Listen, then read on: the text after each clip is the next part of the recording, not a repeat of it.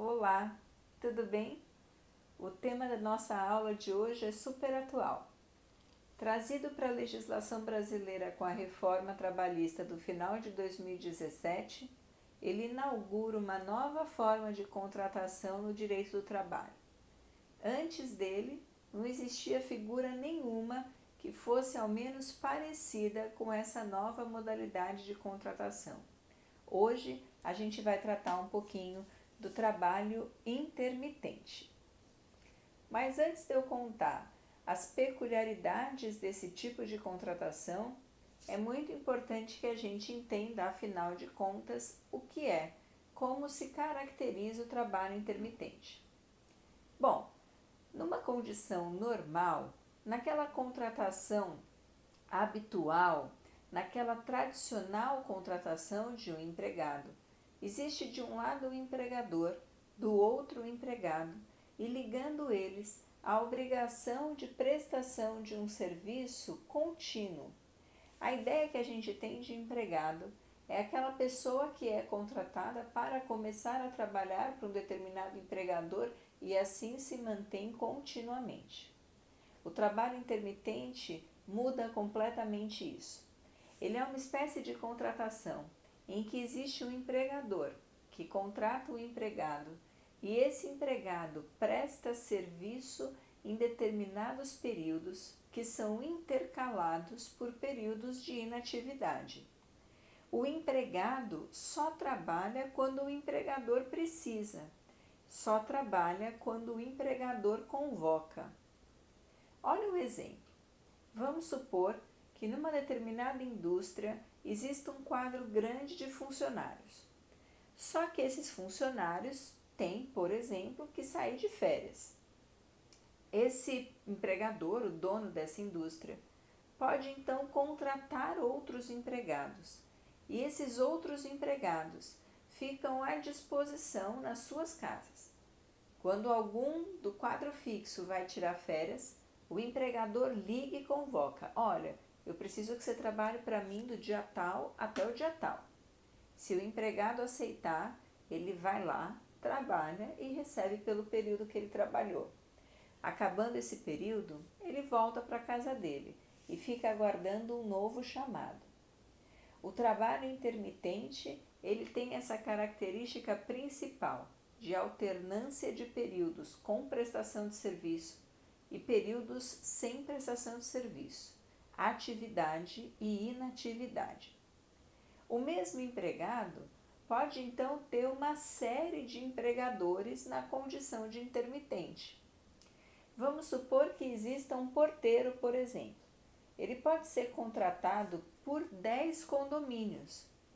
Se todos eles chamarem esse empregado só na condição de intermitente, ele terá vários empregadores e vai trabalhar de acordo com a necessidade de cada um desses empregadores conforme as oportunidades surgirem. Sabe o que é, na verdade, bem, como eu posso dizer, bem possível de se compreender um trabalho intermitente? Um trabalho intermitente na prática, sabe o que isso é? A formalização do bico. Trabalho um pouco aqui, depois eu trabalho para essa outra pessoa, quando eu liberar desse trabalho eu vou prestar serviço para outra. Aquele famoso e antigo bico passa a ser agora formalizado pela figura do trabalho intermitente. O trabalho intermitente ele tem uma característica super importante. Ele demanda anotação na carteira de trabalho do empregado. Olha só que loucura.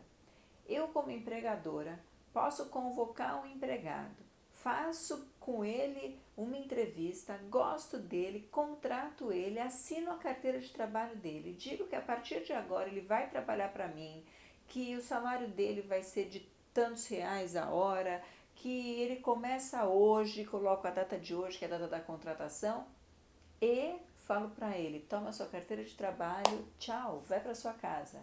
Quando eu precisar, eu te ligo.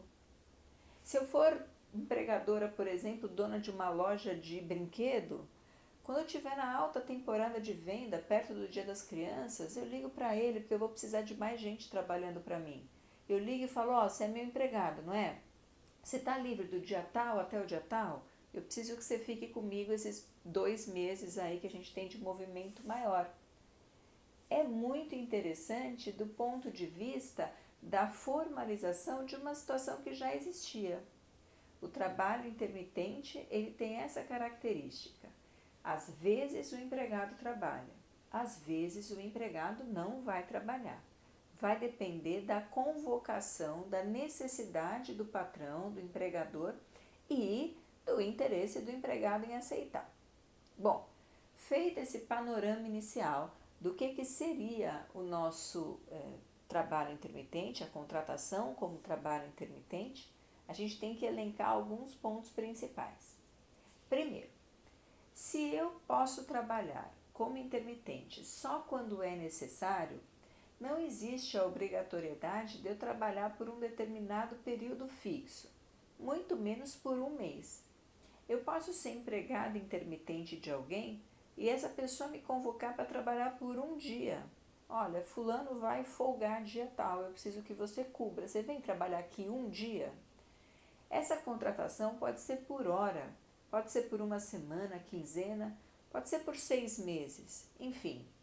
Não existe um período fixo, mínimo para a prestação de serviço como intermitente.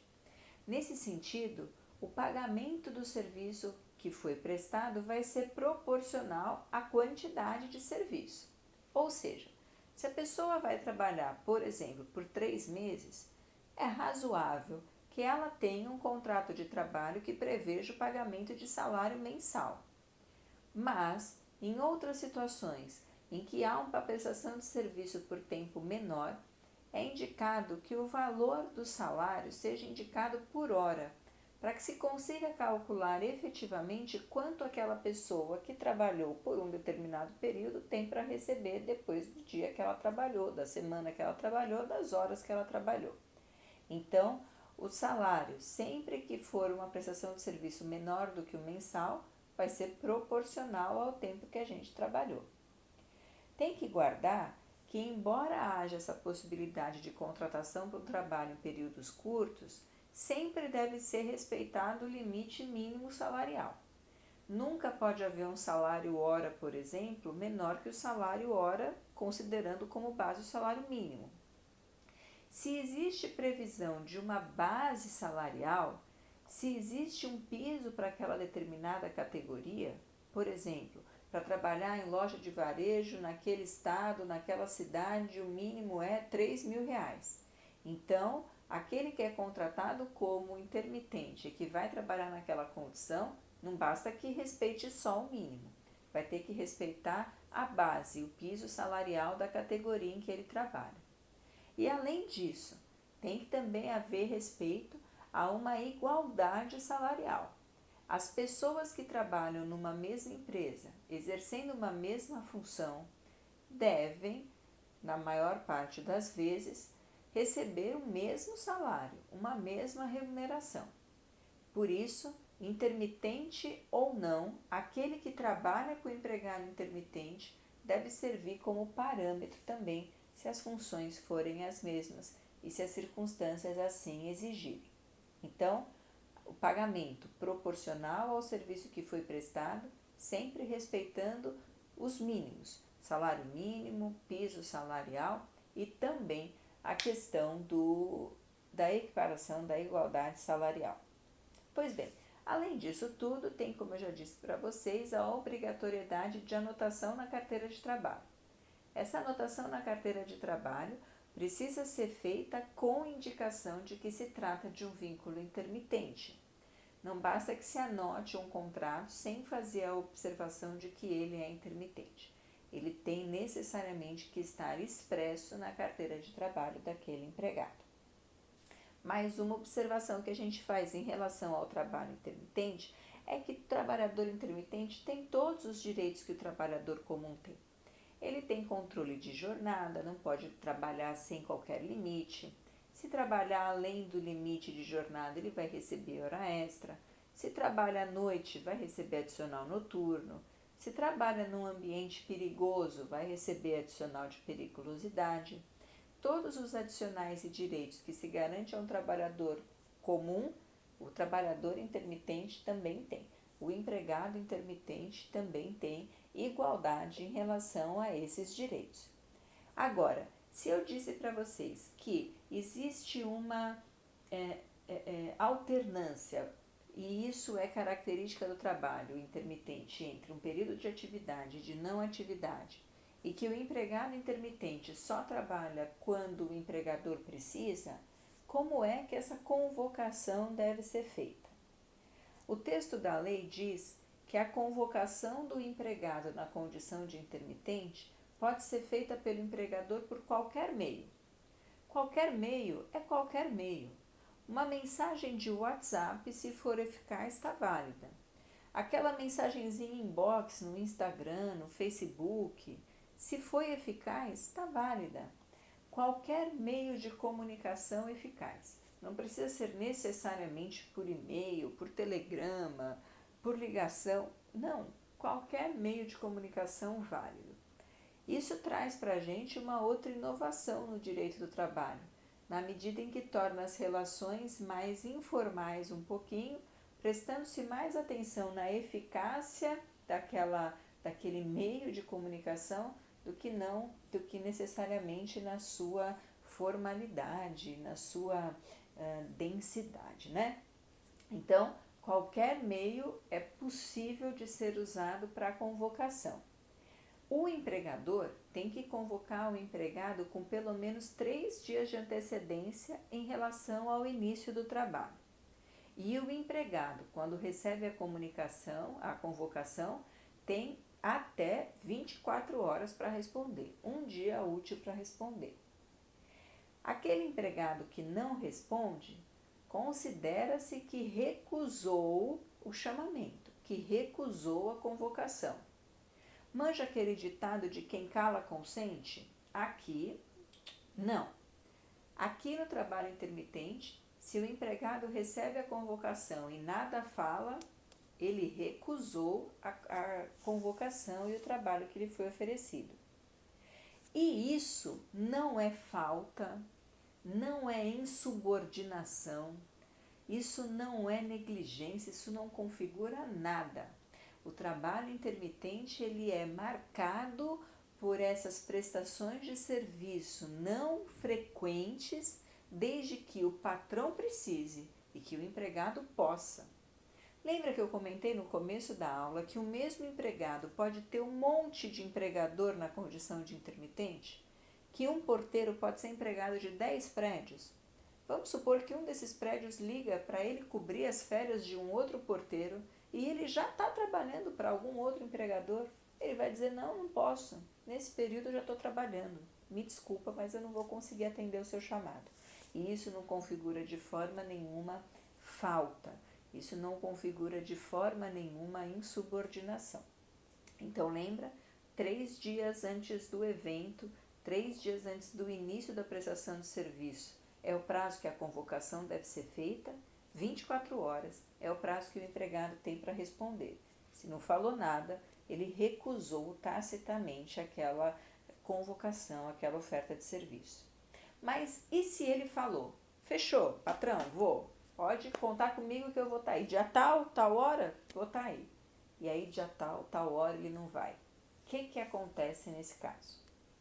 Diz a CLT que qualquer uma das partes, a que chamou ou a que aceitou o serviço, o trabalho, se confirmou e sem qualquer motivo, na hora H, desiste, ou o empregado chega para trabalhar e não tem mais o que fazer e mandam ele voltar para casa, ou o empregador está esperando o empregado chegar para trabalhar e ele não vem, qualquer uma das partes que não faz o serviço acontecer injustificadamente vai ter que suportar uma penalidade igual a 50% daquela remuneração que seria devida pelo serviço que foi frustrado.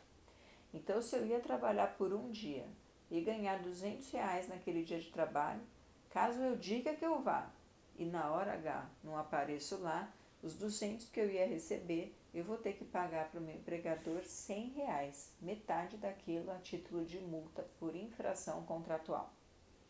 existe um monte de doutrina que já se manifesta contrariamente a isso, indicando que existe algum fundamento para que, eventualmente, o empregador tenha que pagar uma multa caso convoque o empregado, mas o trabalho não aconteça, mas que seria absolutamente contrário à principiologia do direito do trabalho que o empregado, que é a parte vulnerável, tivesse que pagar multa e indenização para o empregador.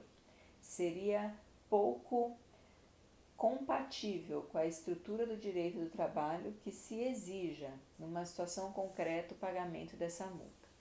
O fato é que as tentativas que foram feitas legislativas de amenizar essa penalidade para o empregado, especialmente mediante medidas provisórias, que entraram em vigor logo após a reforma trabalhista, não deram certo, na medida em que essas medidas provisórias foram perdendo a vigência antes de se transformarem em lei efetiva. Então, para não confundir, nem vale a pena a gente ficar falando tudo que essas medidas provisórias que já não existem mais disseram. O fato é que hoje o texto permanente da CLT indica a necessidade de indenização e pagamento de multa de 50% da remuneração que seria devida pelo serviço, caso qualquer uma das partes determine que ele vá acontecer e depois frustre a expectativa da outra. Ok? Então, a gente já sabe que os direitos são iguais, que a convocação tem que ser antecipada e que as partes, uma vez que aceita a convocação e que faz a convocação, devem manter a sua oferta e o seu aceito sob pena de multa. Agora, uma vez que essa pessoa trabalha, já que de vez em quando ela trabalha e de vez em quando não, como é que a gente paga esse empregado? A gente vai fazer pagamentos totais a cada período de prestação de serviço. O que isso quer dizer?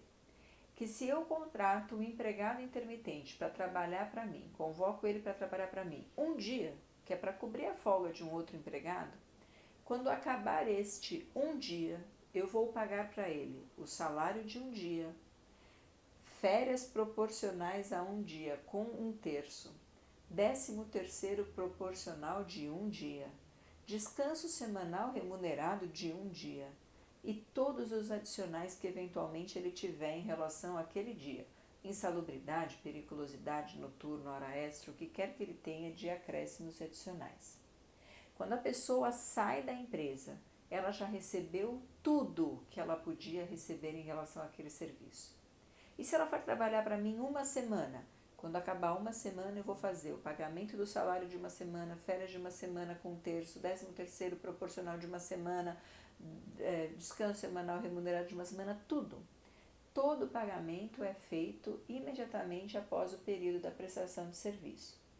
Se esse serviço é prestado por um período maior do que um mês, por exemplo, vai prestar serviço por 3 meses, a recomendação é que o pagamento seja feito sempre após, no máximo, um mês de serviço, porque aí o pagamento fica igual ao dos trabalhadores normais. Trabalha um mês e ganha por aquele mês, com a diferença que o empregado trabalhador intermitente vai receber o salário do mês, as férias, 13º proporcionais, DSR, enfim, tudo ele recebe imediatamente junto com o pagamento dele, tá?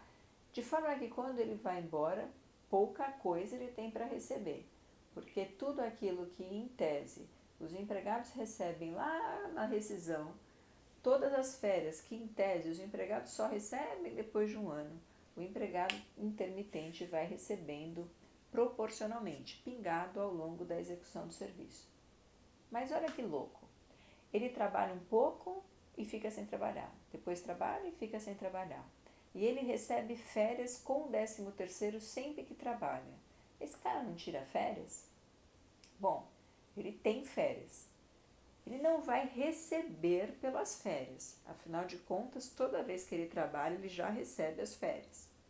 Mas ele tem direito de ficar por um mês sem ser convocado por aquele determinado empregador. Então, ele sabe que depois de um ano de contrato intermitente, ele pode ficar um mês sem ser convocado. Esse um mês ele vai usar para descansar. mas não vai receber nada para ficar em casa descansando na medida em que ele já recebeu todas as férias a que ele teria direito durante o tempo em que ele trabalhou, ok? Além disso, a gente precisa falar de algumas peculiaridades, especialmente as peculiaridades que têm reflexos previdenciários. Pois bem, o trabalhador intermitente, ele pode eventualmente ficar doente, ele pode se acidentar. O que acontece com o trabalho intermitente? Se esse trabalhador precisar ser afastado do trabalho, por exemplo, passou por uma cirurgia, teve uma doença qualquer e tem que ficar um mês afastado do trabalho. Como é que faz agora? Se ele fosse um empregado comum, um não intermitente, a empresa seria responsável pelo pagamento de 15 dias iniciais dessa ausência. Sempre que o empregado está doente, ele pode faltar por até 15 dias e a empresa não desconta, ou seja, a empresa assume os 15 primeiros dias de afastamento por doença. A partir do 16º dia, quem paga o afastamento é o INSS. Então, se o empregado precisar ficar 3 anos se tratando de uma doença, o patrão vai pagar os 15 primeiros dias e os outros meses todos quem vai pagar é o INSS. No caso do empregado intermitente, não. Vamos supor que ele tenha que passar por uma cirurgia e ficar 3 meses afastado das atividades. Ele tem um monte de empregador intermitente. Como é que vai fazer para que cada um deles vai pagar 15, mas era período de atividade, não era? Como é que eu resolvo isso? Simples. Nesse caso, a ordem normativa é: INSS assume esse afastamento desde o primeiro dia. Desde o primeiro dia em que esse empregado não consegue mais trabalhar porque teve que passar pela cirurgia, o INSS é que vai pagar o afastamento dele. Uma situação parecida acontece com o salário maternidade. Quando a empregada é uma empregada comum, esse salário maternidade ele é pago pelo empregador. O empregador depois acerta contas com o INSS. O empregador vai abater isso, o valor que foi pago a título de salário de maternidade, daquilo que deve para o INSS. Fazem uma compensação, mas quem paga é o empregador. Agora, se é uma empregada que trabalha na condição de intermitente, esse controle se perde, na medida em que ela pode ter muitos empregadores e na medida em que ela pode sequer estar trabalhando para nenhum deles naquele determinado tempo. Pois bem, nesse caso, assim como no do auxílio-doença, o INSS é que fica responsável pelo pagamento do salário maternidade. Então, existem reflexos e circunstâncias lá para o INSS, especialmente no que diz respeito aos afastamentos por doença e acidente, o auxílio-doença, e também no que diz respeito ao salário maternidade. Agora, tem uma super novidade que vai misturar reforma trabalhista com reforma da Previdência. E essa pouca gente ouviu falando por aí até agora. Antigamente, sempre que uma pessoa trabalhava menos do que um mês, ela receberia proporcionalmente ao tempo que ela trabalhou e esse pagamento ia constar lá no INSS como um pagamento de contribuição previdenciária. Por exemplo, vamos supor que uma pessoa tivesse que receber um salário mínimo, R$ 1.000 arredondando no mês, só que ela trabalhou metade do mês. Então, ela vai receber metade do salário mínimo, R$ 500. Lá no INSS ia constar o salário dela de R$ 500 naquele mês. Quando ela fosse se aposentar, o INSS ia perceber que não poderia fazer um cálculo de um benefício que resultasse num valor menor do que o salário mínimo. Então, aquele mês que ficou com R$ 500, ele era enchido, ele era considerado como sendo o mínimo possível, o salário mínimo. Agora, a reforma da Previdência diz que não existe mais isso de se considerar um pagamento pequenininho como se fosse o mínimo. A reforma da Previdência fala: se uma pessoa num determinado mês pagou menos do que o salário mínimo, caso ela queira usar esse mês para se aposentar, se ela quiser que ele entre no cálculo da aposentadoria, ela tem que completar até pelo menos chegar no salário mínimo. Em relação ao trabalho intermitente, em que a ideia é que a pessoa trabalhe pingadinho, vai ser muito comum que a pessoa não consiga fechar todos os meses, o mês inteiro, e que receba, portanto, mais do que um salário mínimo todo mês. Pode ser que ela trabalhe 10 dias no mês, e aí ela vai ter lá no INSS 10 dias de pagamento, menos do que o salário mínimo. Se ela quiser usar esses dias, se ela quiser usar esse mês para fins de cálculo e de tempo de serviço, ela vai ter necessariamente que completar. Quem trabalha então como intermitente, que nunca tinha se preocupado com isso, vai ter que abrir o olho e prestar uma super atenção, porque pode ter um problema gigante na hora de, enfim, se aposentar.